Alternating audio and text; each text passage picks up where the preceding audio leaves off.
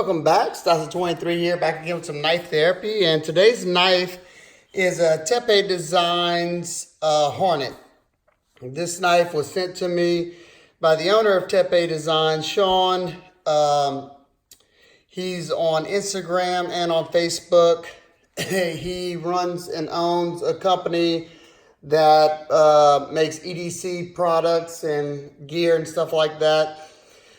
And the way I found out about him is through the first knife that popped up on YouTube, which was his Killage model. I don't think that one ever went into production, but I saw that on Epic Snuggle Bunny and Dr. Funky's channel. And it was a really cool Persian style blade. And now you have the Hornet, which is another rather interesting design. This knife will be a crowdfunding knife on Kickstarter. The campaign hasn't started yet, but just if you're interested, join his, follow his Instagram and his Facebook, and I'm sure he will let you know whenever it goes live. Let's get some quick specs out of the way. You have an overall length of 7 7/8 inches, so just shy of 8 inches long. You have a blade length of 3.5 inches. You have a grip area of 3.5 inches. You have a stock thickness of 160 thousandths. You have a handle thickness just a little bit over your average thickness at 0.55. Your width is 1.4 inches, and behind the cutting edge I measured at 18 thousandths, so nice and thin behind the edge. This guy is running on ceramic ball bearings with a nice action. The knife was produced by HE Knives, not to be confused with We Knives. They're another small Chinese manufacturer, and they seem to do quality work. Quick fun fact: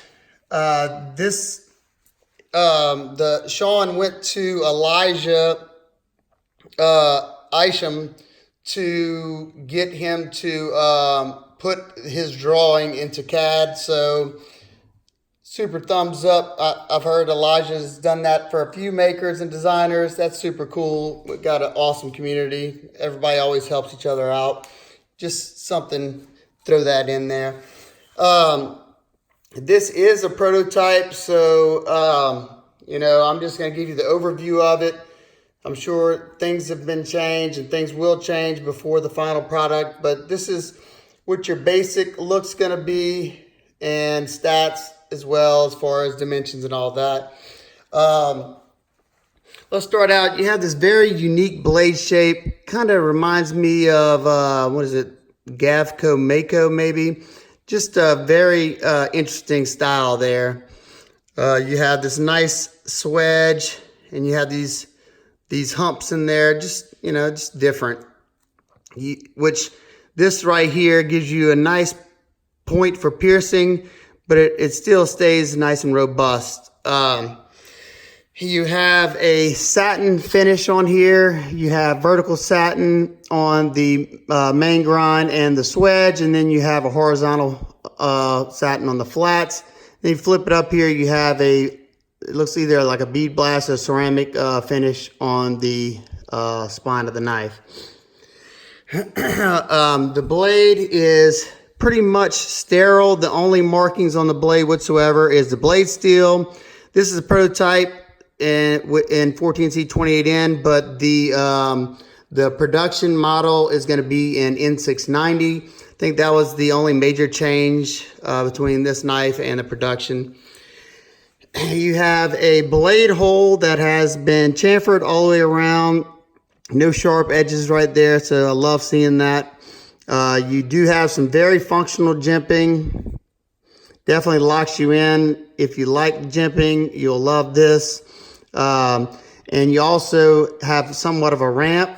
So when you get this knife in hand, I mean, when I say locks you in, you can get a lot of pressure behind the cuts in this manner. Kind of that tactical feel. And you also have the flipper tab acting as a finger guard. Also adding, you know, some of that tactical design aspect in there. The blade hole is functional. You can flip it out. Now it's just different being that this part right here, if you go to come up on it, you got to push straight out.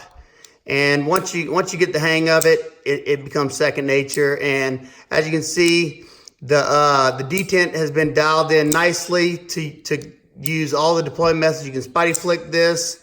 And of course, the main deployment method, that flipper tab.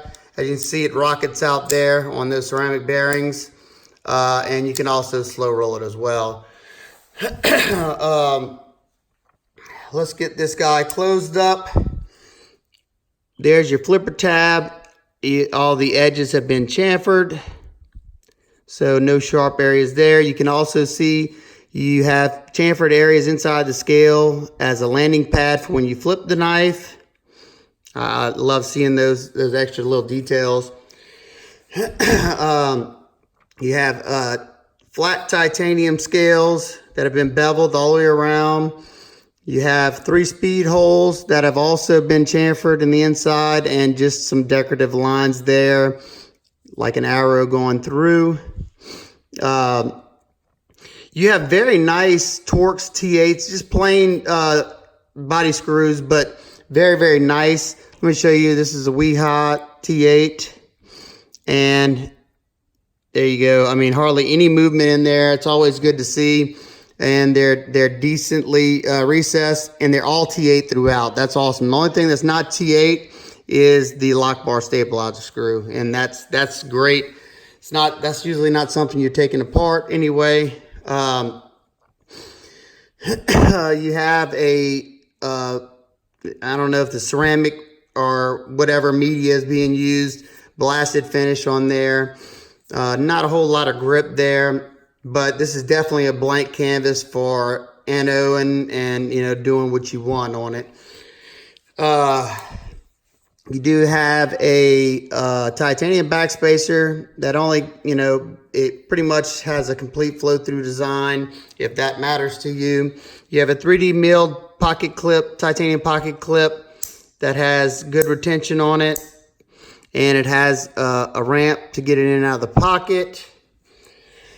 Also, I like the Tepe Designs logo. It must be laser etched in there, because you can see the heat kind of anodize the titanium. You have like a blue and bronze look in there. I think that's pretty cool.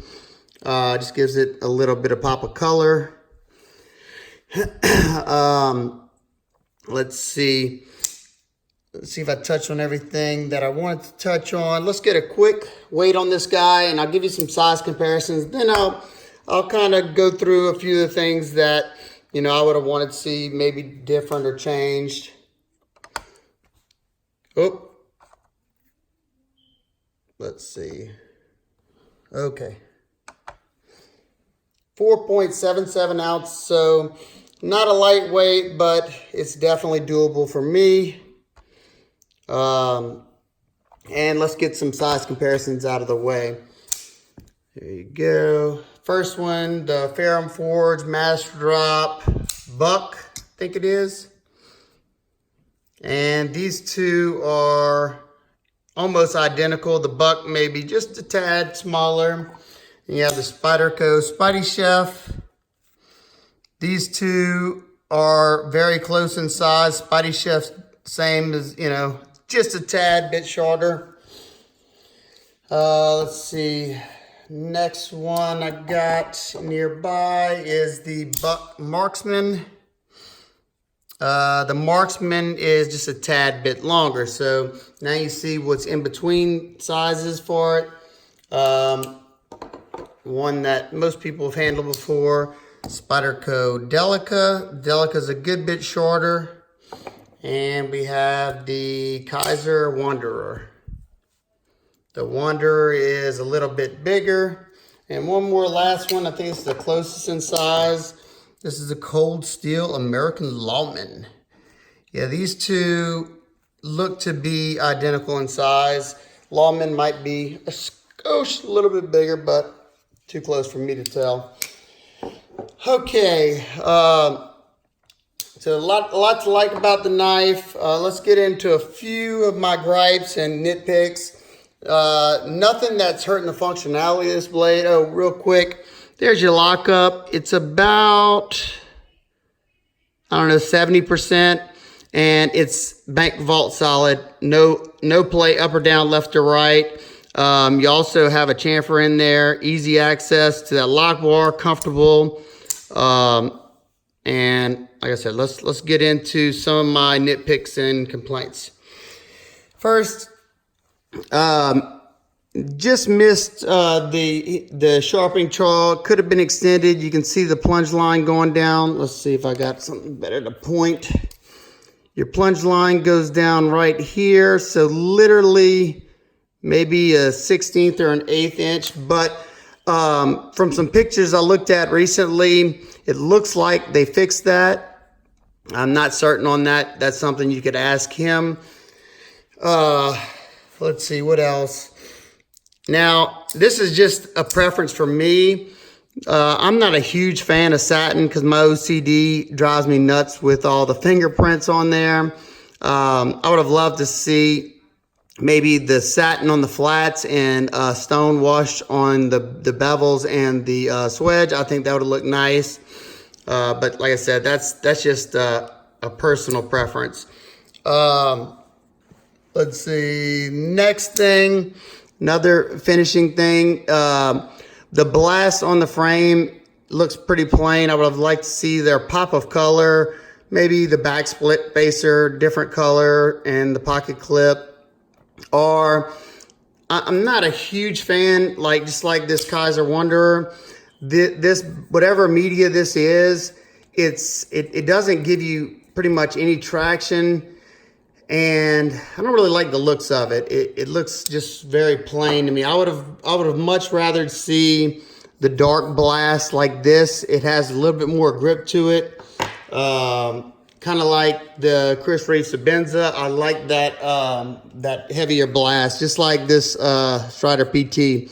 Just more tactile feeling, and it looks good when it's wearing. But like I said, that's another just personal preference, not hurting the functionality of the knife whatsoever.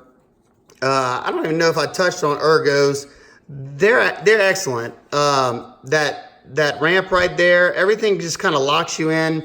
I did a good bit of testing on this guy, and I was just checking how the finish would hold up, and it did just fine. And if there was any major hot spots, I didn't really feel much. At one point, I did have a little hot spot in this area, but it was only because of the way I was gripping it. Just a change up in my hands, and it was just fine. You know, that's something that if I say there's a hot spot, you know, make sure you hear it from a bunch of other people too, because, I mean, look at these hands, you know. Just because it's a hot spot for me doesn't mean it's going to be a hot spot for you. Let's see, what else? The only other thing that I noticed was, let me see if I can show you. This clip, the way it's got that piece just sticking straight down. Let me see if I got another milled clip. Yeah, you see how this one, it's kind of rounded right there, and how this one just goes straight down. And the shorter the clip, the more tension it's going to have on it. So I did notice it was a little hard getting it in and out of the pocket. So maybe if you extended the clip a little bit longer, or rounded that more so it wasn't, you know, a small piece for contact right there. But I will say, for not being a deep carry clip, it disappears pretty far in your pocket. And, you know, some people like more retention in the pocket, so you can make sure it's not going to fall out. And you do see it's hard to get it down, but it's definitely not going anywhere once it's in the pocket. And as you can see, it pretty much disappears in the pocket. That's, you know, it doesn't bother me unless, you know, half of an inch, I mean, yeah, half of an inch of the knife sticking out, or 3/4 of an inch. There you go, in the slanted pockets. So my final thoughts. I'm definitely interested to see more designs from him. He has another model that I saw on his Instagram page called the Dynamo. That one looks very interesting as well. It's a smaller knife, and y'all know, you know, I tend to gravitate toward the sub 3-inch knives. So that's definitely one I'll definitely be checking out whenever it comes to market. Like I said, if you're interested in this one, follow him on Instagram and his Facebook page so you can get the information whenever this goes live on his, on Kickstarter. And make sure if you're interested, you get in on that. He did tell me that he's trying to get the price in the $120 to $150 mark. He's not sure yet. I'm not sure if that depends on how many backers. I've never really done Kickstarter, so I'm not too familiar with that. But he definitely said it would definitely be a sub $200 knife. So, like I said, interesting design, well made, very smooth. Look at that, very, very smooth. Nice action, nice detent, very comfortable in hand. There you go. All right, guys and girls, hope everybody's having an absolutely wonderful day. Make sure to like, share, and subscribe, and I'll see you on the next one. Peace.